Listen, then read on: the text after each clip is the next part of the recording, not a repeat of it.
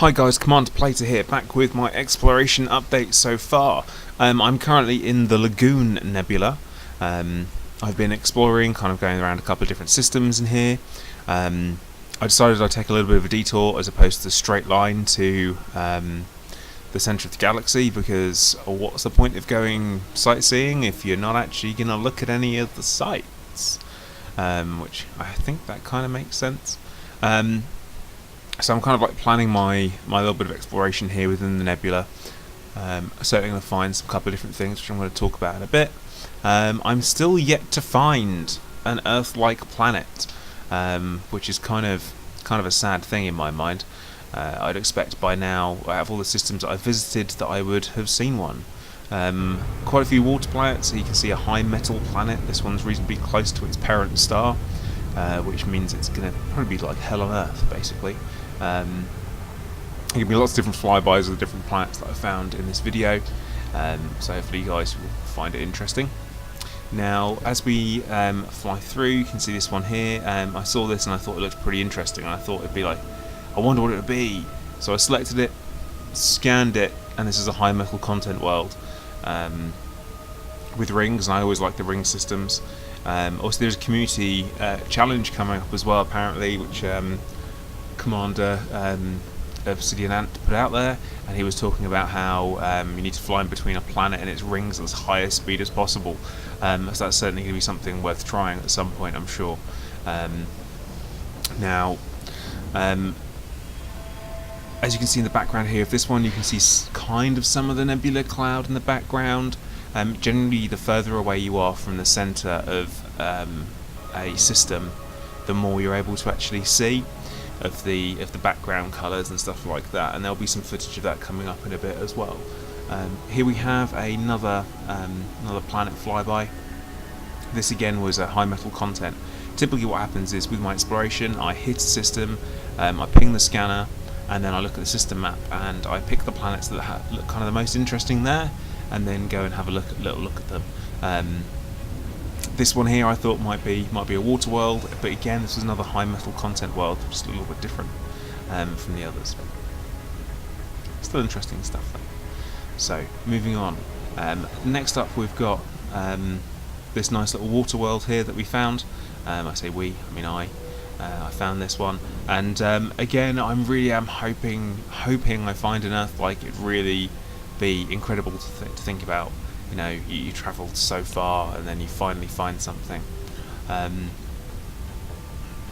yeah, you can always see the storms circling in these planets, and you can see, you know, imagine it'd be tumultuous and there'd be life there. This one actually has a nitrogen-based atmosphere, as opposed to ones I found in my last video where I had one with an ammonia-based atmosphere, which would be obviously toxic to life, but this one potentially would be. Here you can see the nebula backdrop. And from here you can see that, you know, a lot of reds in there, some greens, and all in all you don't really actually see much. You know, you expect to see what makes a nebula that colour. It's like, I suppose, galactic dust. But yeah, nothing there for you to be able to actually tangibly get hold of or touch, or it's not all asteroid belts or dust clouds for you to be able to fly through. It is literally, you get there and there's some other colour to the background. For this one I flew quite far out from the system, at the centre of the system, to be able to get this, to have a look at it. Okay, so here we have what I thought was going to be my first Earth-like. I pinged the scanner in the system, I had a little look at it in the system map, and then I decided I was going to fly by for a closer look and scan it, and oh look, it's a high metal content world. As you can see from the look at it, it looks like you've got the land, and you've got the sea in there as well, or at least bodies of water, and then you've got the ice caps. I really did get my hopes up there. Unfortunately, no, it was just another high metal content world, but obviously you do get paid for them for your exploration data as well, so that's not so bad. But the search continues for that elusive Earth-like world. There must be some of them around somewhere. Now, into the next system that I found. I had a look at this one, pinged the scanner, thought I'd have a little look at the system map, and this one is almost entirely really high class gas giants, and also, as you can see, brown dwarfs. A really, really bizarre system to come across in my mind. Definitely a bit odd looking. So having a look at it, I thought, okay, well I could probably get away with scanning all of that, but it's actually a really, really big system, so I decided to give it a miss on this occasion, just because I'm trying to get as much exploration done and get to the centre and back again before the update drops, which I am running out of time for. So as I'm making this series of videos, I'm really aiming to capture my highlights, the things that I've seen that I found visually stunning. And this here is, it's a brown dwarf star planet, super gas giant, I guess, with a series of purple rings, which I found to be really, really interesting. A real different look, something I've not come across before. I found it quite interesting to look at. So going on, we've got another flyby on this planet, and certainly some really, really, again, interesting things coming up, where the closer you get to a planet, the more you look at it and you think how life could exist on it, or what it could be, and all that kind of stuff. This one actually, again, is only a high metal content one, but you can see from its atmosphere, it does have one, and it really is just kind of swirling storms, or at least that's what it looks like to me.